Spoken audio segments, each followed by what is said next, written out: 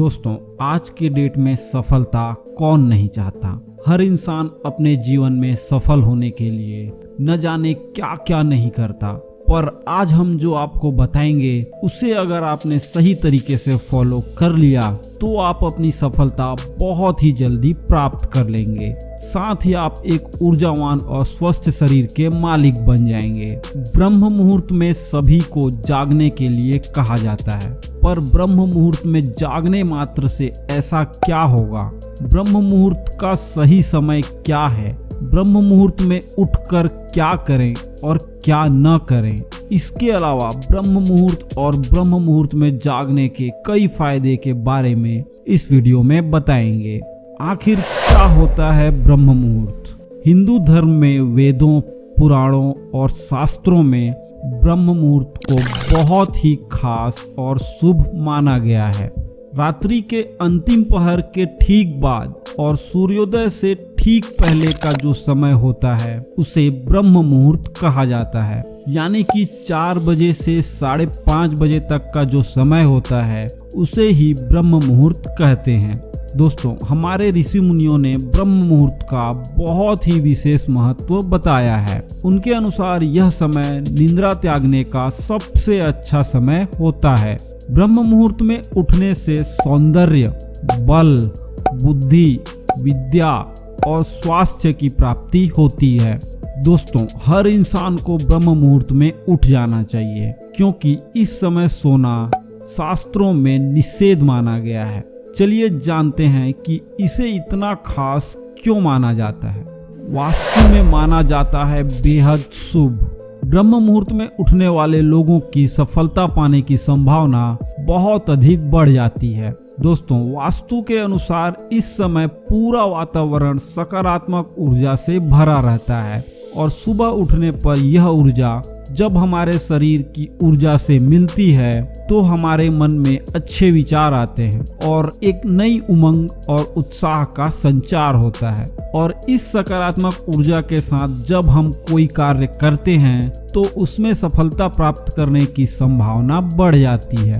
हनुमान जी से जुड़ी कथा। दोस्तों, ब्रह्म मुहूर्त को लेकर रामायण में एक कथानक दिया गया है। इसके अनुसार हनुमान जी ब्रह्म मुहूर्त में ही अशोक वाटिका पहुंचे थे, जहां उन्होंने वेद मंत्रों का पाठ करके माता सीता को सुनाया। शास्त्रों में भी इसका उल्लेख है। वर्ण कीर्ति मतिम लक्ष्मी स्वास्थ्य मायुच्च विदंती ब्रह्मो मुहूर्ते सजाम गच्छी वा पंकज यथा। अर्थात ब्रह्म मुहूर्त में उठने से व्यक्ति को सुंदरता, लक्ष्मी, बुद्धि, आयु इन सब की प्राप्ति होती है। दोस्तों, ऐसा करने से शरीर कमल की तरह सुंदर हो जाता है।